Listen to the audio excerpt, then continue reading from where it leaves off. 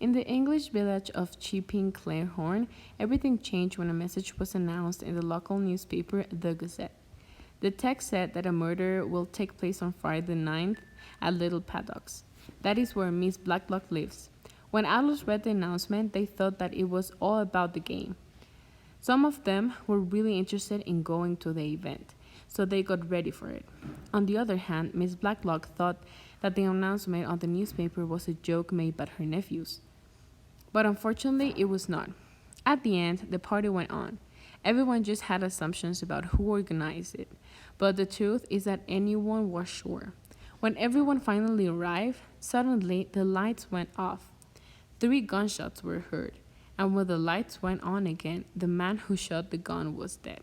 Why? Because he shot himself. He was recognized as Rudy, a worker from the spa hotel. Everyone in the house thought that he went there with the intention of killing Miss Blacklock.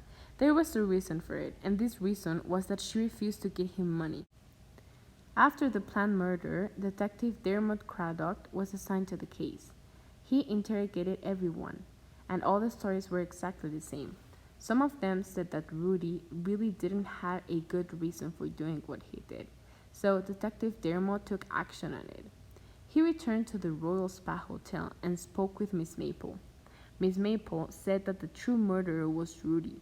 After her statement, the detective returned to Miss Landlock's house to speak with Mitzi, who affirmed hearing guys looking for a place to hide. Detective Dermot went by the hall where the murder took place and noticed something suspicious. He noticed that one door was still closed, so still doubting about it, he went to ask Miss Bunner. She answered the following: "We never used that door, and behind it there is just an old living room." Craddock kept looking for information. When he tried to open it, he noticed that it was greasy, so he came up with another story. He was thinking about the possibility of the murderer to hide behind the door and then covering himself with Rudy. He investigated if someone was after Miss Landlock, and also made the comment to her. She said that right now there was no reason for someone to kill her. She said that in some years she was going to become rich, because some time ago she worked for London, where she borrowed some money, and with his investments he became a millionaire.